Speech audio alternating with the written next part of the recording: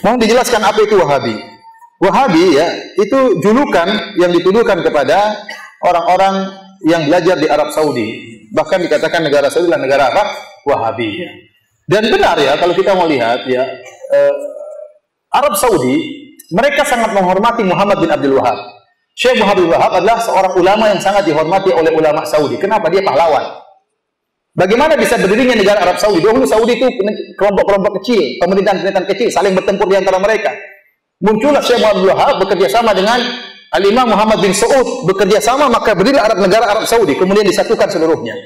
Makanya Muhammad bin Wahab di mata orang Saudi seperti tuanku Imam Bonjol di mata orang Indonesia.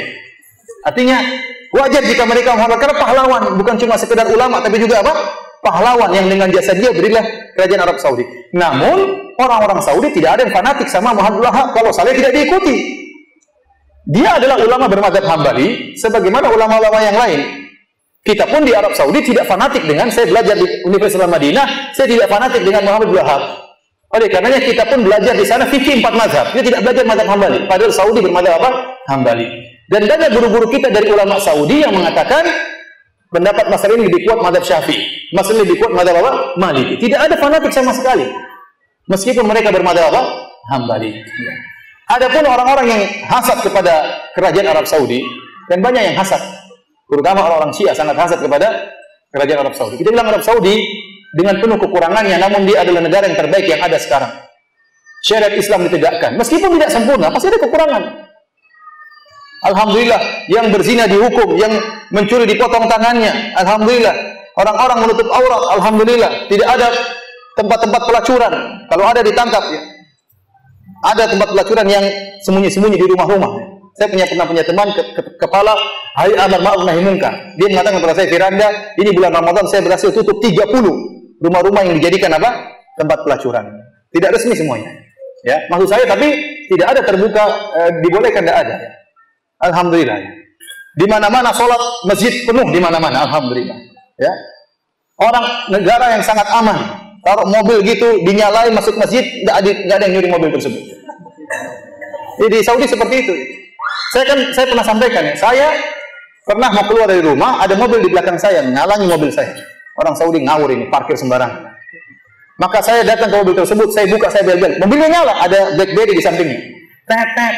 Nggak ada orangnya. Akhirnya saya naik, saya mundurin. Kemudian baru saya keluar, baru saya ngajuin lagi, baru saya pergi. Coba kalau Indonesia, minimal BlackBerry-nya hilang. Yang jelas mobilnya juga hilang. Bayangkan sambil nyala dibiarin begitu saja. Di sana susah. Alhamdulillah. Bukan berarti tidak ada pencurian mobil, ada tapi kecil, minimal. Artinya kebaikannya sangat banyak. Belum lagi bagaimana khidmah pelayanan terhadap jemaah haji, jemaah umrah luar biasa. Pembagian sana gratisan sangat banyak. Saya lihat sendiri pembagian gratisan. Sampai jemaah-jemaah umrah, jemaah haji yang plus, yang kaya raya juga kalau ada pembagian gratis rebut-rebutan. Benar, saya ini jemaah plus, saya bimbing mereka kaya raya, pembagian gratis, mereka juga semangat padahal mereka kaya raya.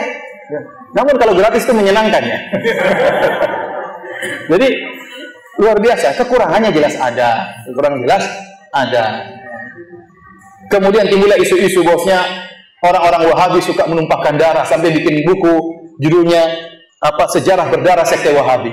Ya, tuduhan yang macam-macam. Apakah ada orang-orang kita waktu berhaji berumrah ketakutan di sana, takut dibunuh sama orang Wahabi? Enggak ada, justru aman kalau di sana. Justru sampai ke Indonesia malah kita ketakutan, dicuri, diambil, dirampok ya. Macam-macam, pagar harus dikunci, mobil hilang ya. Di sana tidak ada ketakutan sama sekali, apa yang ditakuti? Mana haus darahnya? Apakah Arab Saudi tidak membantu negara-negara Islam yang lain? Sangat membantu. Tidak memandang itu mazhabnya apa, dibantu semuanya. Indonesia dibantu berulang-ulang. Aceh dibantu berulang-ulang. Quran gratisan banyak dibagi, meskipun dijual di Tanah Abang. Quran wakaf, tapi dijual di Tanah Abang. Iya.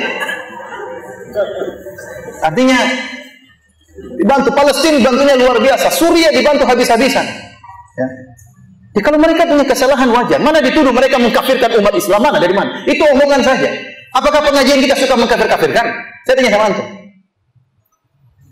Kita tidak pernah mengkafir-kafirkan. Kita kalau mengatakan ini kekufuran, ini syirik, itu hak, itu harus. Saya harus menjelaskan ini syirik. Saya tidak mau basa-basi. Ini syirik, saya katakan ini kufur. Tapi bukan berarti pelakunya langsung otomatis musyrik, langsung otomatis kafir. Bisa jadi tidak mengerti, tapi menjelaskan ini syirik harus dijelaskan. Ini kekufuran harus dijelaskan. Oleh karenanya tuduhan-tuduhan banyak. Seperti tuduhan bahwasanya Wahabi melarang bersolawat. Gimana melarang bersolawat? Tiap hari kita bersolawat. Kalau sholat di Masjid Nabawi, apakah khatibnya tidak pernah bersolawat? Solawat terus-terusan. Setiap bilang Nabi Sallallahu Alaihi Wasallam, setiap bilang Nabi Sallallahu Alaihi Wasallam, itu bukan bersolawat. Yang dilarang maksudnya solawat yang macam-macam, yang aneh-aneh, seperti solawat Fatih, barang siapa yang baca seperti khatam Quran 7 kali. Kemudian ini dari mana dalilnya seperti itu? Itu yang dilarang, solawat yang aneh-aneh yang dilarang. Kemudian Wahabi melarang ziarah kubur. Dusta. Siapa bilang? Hadis-hadis Nabi menyuruh ziarah kubur. Yang dilarang kalau ente pergi ke ziarah kubur, minta penghuni kubur. Itu yang dilarang. Jangan ziarah kubur untuk minta-minta kepada penghuni kubur. Itu yang dilarang oleh mereka. Dan tuduhan macam-macam. Sampai berita-berita saya dengar sendiri, saya baca seperti isu yang tersebar. Bahwasanya ada orang Wahabi naik di atas kubah hijau, ingin menghancurkan kubah hijau. Tahu-tahu kena petir, terbakar di atas. Sampai sekarang mayatnya masih ada. Subhanallah. Ini orang Madinah nggak ada yang tahu seperti ini. Cuma Indonesia pada tahu. Dari mana? Saya heran juga. Ini dari mana? Ya, kalau ada orang terbakar di atas apakah Wahabi itu kafir? Abu Jahal saja mati dikubur oleh Nabi SAW. Ini ada orang hangus terbakar kemudian dikubur, dibiarin bertahun-tahun di situ. Dari mana seperti itu? Itu cerita paling ramai di Indonesia. Dikit isu lagi, orang-orang Wahabi pemerintah Arab Saudi ingin memindahkan kuburan Nabi. Isu dari mana seperti ini? Yang kurang ajar seperti ini. Padahal pemerintah Arab Saudi ingin memperluas Masjid Nabawi. Dibuat isu supaya kita mencela, bukan memuji. Harusnya pemerintah Arab Saudi ingin melebarkan Masjid Nabawi. Bayangkan berapa duit yang mereka keluarkan. Hotel-hotel besar mereka bayar, ganti. Berapa duit, berapa triliun yang mereka keluarkan demi untuk melebarkan Masjid Nabawi itu untuk khidmah kepada masyarakat.